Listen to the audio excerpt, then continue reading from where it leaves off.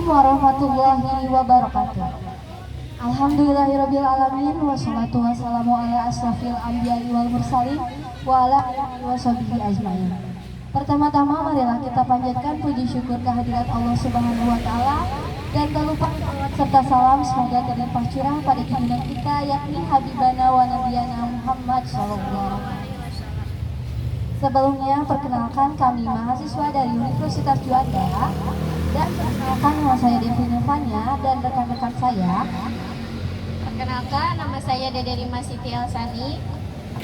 Perkenalkan, nama saya Kore Siti Mirzakia. Perkenalkan, nama saya Asri Rahma Aziza. Kami di sini akan melaksanakan edukasi sosialisasi penanggulangan filtrasi air. Nah, di sini kita akan menjelaskan materi mengenai filtrasi air, apa itu urgensinya, manfaatnya, dan bagaimana cara melakukan filtrasi air. Nah, untuk selanjutnya yang akan menjelaskan materi mengenai pendahuluan akan dijelaskan oleh rekan saya kepada dari Mas Siti Alsani. Saya persilakan. Nah, jadi filtrasi itu ada beberapa macam ya. Yang pertama ada filtrasi fisik, yang kedua ada filtrasi biologi, yang ketiga ada filtrasi kimia. Nah, nanti kita akan melakukan praktek filtrasi air melalui fisik gitu kan. Kenapa harus fisik? Soalnya fisik itu lebih gampang dibanding biologi dan kimia. Kenapa? Lalu kalau misalkan biologi sama kimia itu seperti apa? Nah, jadi kalau biologi dan kimia itu dilakukan dengan alat-alatnya khusus gitu ya. Sedangkan kalau misalkan melakukan filtrasi dengan fisik itu bahan-bahannya lebih mudah. Mungkin itu saja yang dapat saya sampaikan. Saya kembalikan lagi kepada MC. Terima kasih kepada Teh Rima yang sudah menjelaskan kenapa kita harus melakukan filtrasi air. Urgensinya itu apa? Nah, untuk selanjutnya akan ada Teh Kori yang menjelaskan penyebab dari pencemaran air itu apa sih gitu. Mengapa kita harus filtrasi kepadanya? Waktu dan tempat saya persilakan. Nah, baik, di sini saya akan menjelaskan tentang apa saja sih sumber dari pencemaran air itu.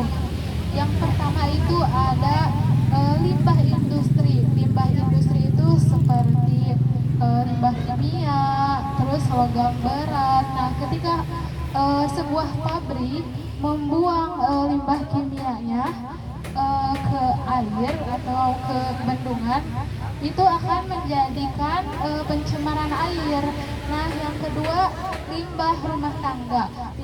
Limbah rumah tangga itu seperti apa sih? Seperti deterjen, lalu sampah-sampah anorganik dan sampah non-organik, seperti itu ya. Itu juga bisa menyebabkan pencemaran air. Air menjadi tercemar. Yang selanjutnya ada limbah peternakan atau limbah pertanian ya. Seperti apa sih limbah pertanian atau peternakan itu? Contohnya seperti limbah pupuk. Ketika pertanian atau peternakan membuang sisa-sisa limbah pupuknya, maka akan terjadi pencemaran air. Nah, seperti itu. Mungkin saya kembalikan lagi kepada MC. Metodenya aku. Nah, itu ya sumber dari pencemaran itu apa aja gitu pencemaran airnya. Nah, untuk selanjutnya ada Teh Asri yang akan menjelaskan metode bagaimana melakukan filtrasi air. Untuknya kita dengarkan ya bagaimana metodenya gitu, disimak. Kepada Teh Asri waktu dan tempat saya persilakan.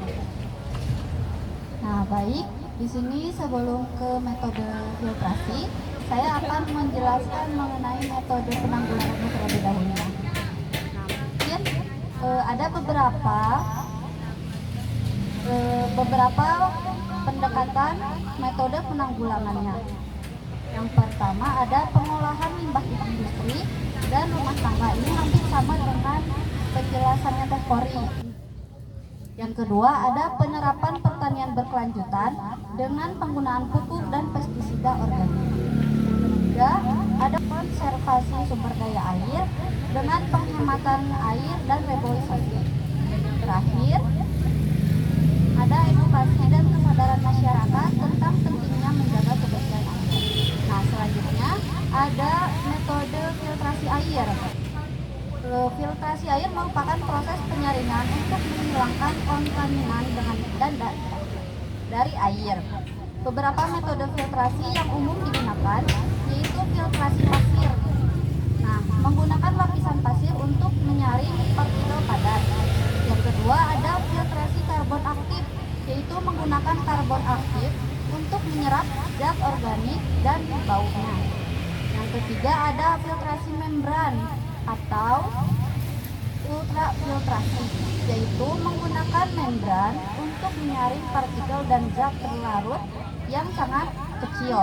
Dan yang terakhir ada filtrasi UV, yaitu menggunakan sinar UV atau sinar matahari untuk membunuh mikroorganisme. Mungkin penjelasan dari saya cukup sekian, saya kembalikan kepada MC. Baik, terima kasih kepada Teh Asri yang barusan sudah menjelaskan mengenai metode filtrasi air. Nah, selanjutnya ini akan ada penjelasan mengenai dampak dari pencemaran air itu sendiri yang akan disampaikan oleh Teh Korea. Kepada Teh Kori, saya persilahkan. Nah, apa sih dampak dari pencemaran air itu? Pastinya ya, dampak dari pencemaran air itu adalah mengganggu kesehatan. Yang pertama, kita akan merasakan diare, kolera, dan tipes.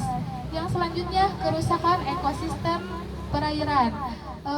Jadi, kalau misalnya kita terdampak pencemaran air, ekosistem kita akan terdampak juga dan akan semakin memburuk keadaannya. Yang selanjutnya, kekurangan air bersih.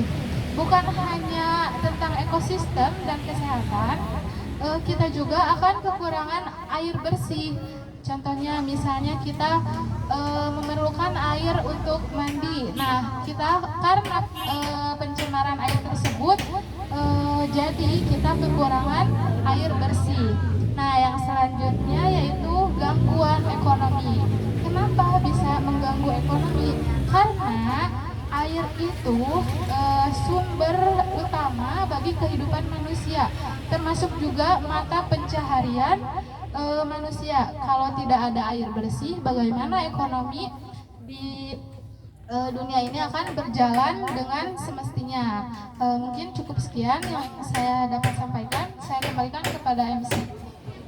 Baik, itu tadi udah mengenai penjelasannya ya dari pendahuluan, dampak, pengaruh, metode. Nah, selanjutnya kita akan mempraktekkan bagaimana itu melakukan metode filtrasi ya dengan metode fisika. Nah, nanti adik-adik lihat ya bagaimana cara kita melakukan filtrasi air. Bahannya apa aja, tahapannya seperti apa. Kita simak bareng-bareng ya. Siap? Ya. Pertama-tama yang harus disiapkan adalah aqua botol. Digunting atasnya, terus bawahnya ini bisa ditutup atau pakai plastik seperti ini dan bagian bawahnya nanti di oke? Nah, untuk selanjutnya kita siap, ada bahan-bahannya, ada apa lagi? Tisu. Ya, dimasukin tisu ke botol ini. Kayak gimana Teh? Nah, seperti dicontoh kalau nanti kalian di rumahnya airnya kotor, pengen bersih, nanti harus kayak gini. Dilihat. Tisu. Yang kedua ini ada apa? Ada yang tahu? Apa ini? Apa ini pindah? Arang tuh buat bakar yang biasanya kalau mau nyate, nah, pakai arang. Terus apa lagi? Ada apa lagi?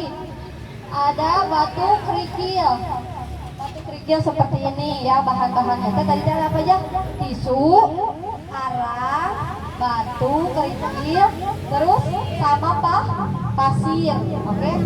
Nah, yang pertama gini, ketika kalian udah bikin aqua, terus dimasukin tisu. Sudah tisu, selanjutnya dimasukkan arang. Lihat ya. Sok.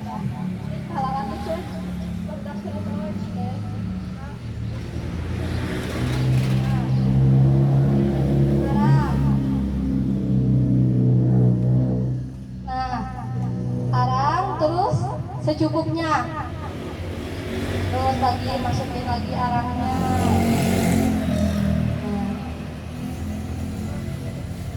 Nah, dilebur sok balik berdiri. Nah, kita tinggalin arang.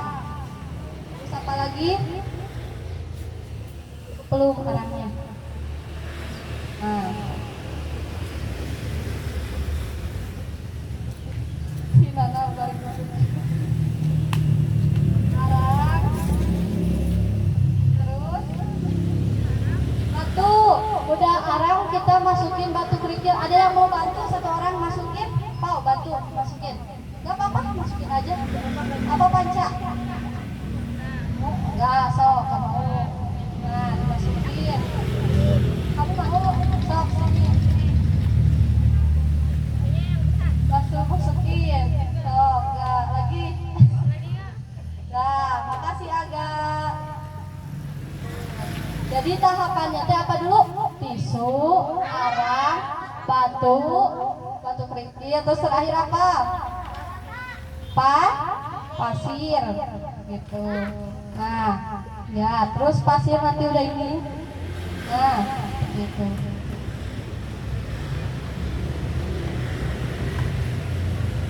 Nah, so.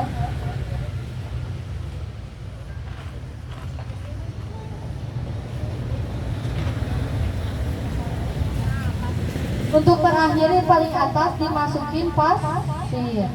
Oh, pasir. Pasir kalau bahasa Sundanya apa? Tanah.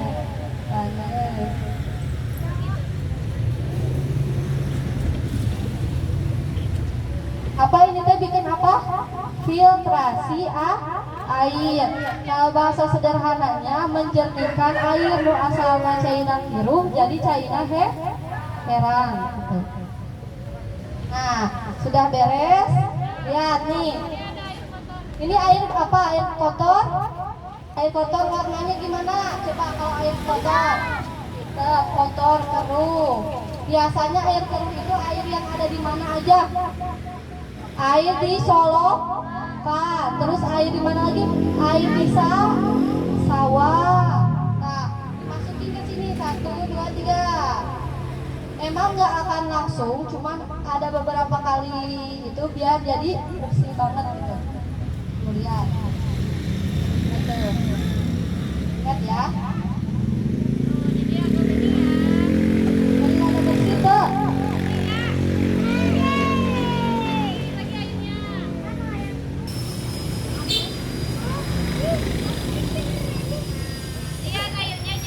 Bersih gak? Air ini sama ini beda gak? Beda gak? Coba lihat. Beda ya? Beda. Keren. Lihat teman-teman. Apa bisa menjadi bening? Awalnya keruh ya teman-teman semua. Nah sekarang jadi bening seperti ini. Kenapa? Karena yang pertama ada pasir. Nah pasir ini untuk menyerap apa kak? Bukan menyerap debu-debu atau kotoran-kotoran. Lalu yang kedua ada batu. Nah batu juga sama untuk menyaring. Lalu yang selanjutnya ada arang.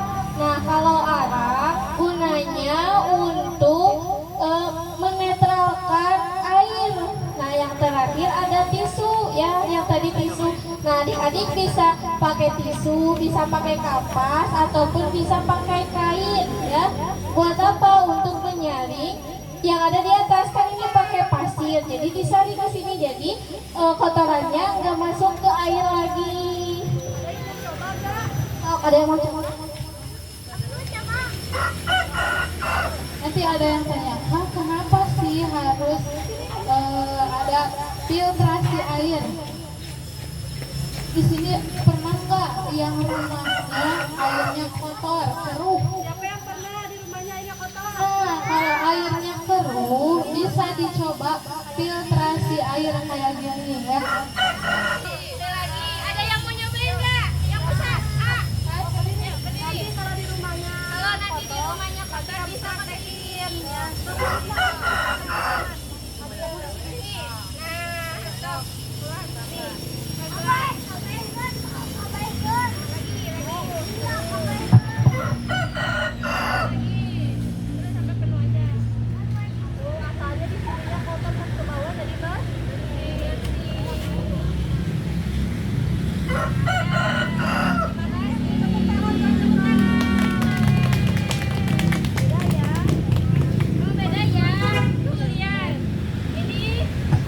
Terus berubah nggak airnya? Jadi dari kiru jadi herang. Gitu. Tadi tanggapannya apa? Yang pertama disiapin dulu botol dan ditutup atau pakai plastik kayak gini. Tanggapannya tadi pertama disimpannya apa dulu?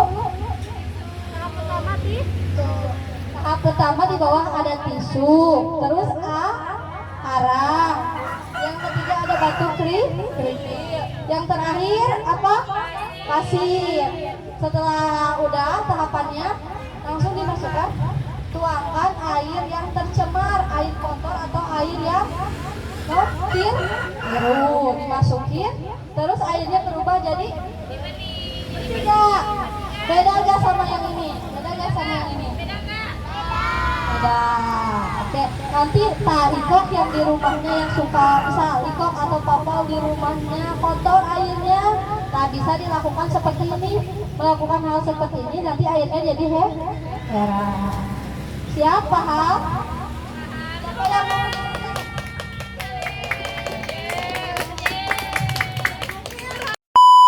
Nah, baik. Gimana udah pada paham ya? Seru banget tadi kita udah mendemonstrasikan atau mempraktekkan bagaimana cara melakukan filtrasi air secara fisika.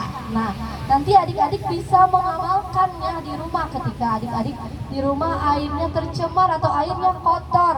Ketika difiltrasi nanti kita bisa menambah persediaan air bersih, bisa dipakai untuk minum dan lain sebagainya. Oke? Baik, mungkin itu saja yang dapat kami sampaikan mengenai edukasi penanggulangan filtrasi air. Mudah-mudahan dapat bermanfaat untuk adik-adik semua ya, berpengaruh untuk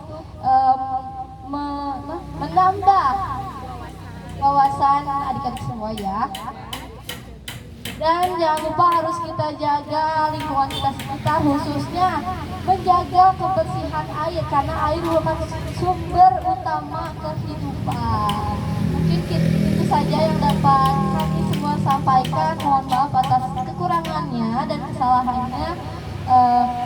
Terima kasih atas waktunya. Wabillahi taufiq wal hidayah. Wassalamualaikum warahmatullahi wabarakatuh.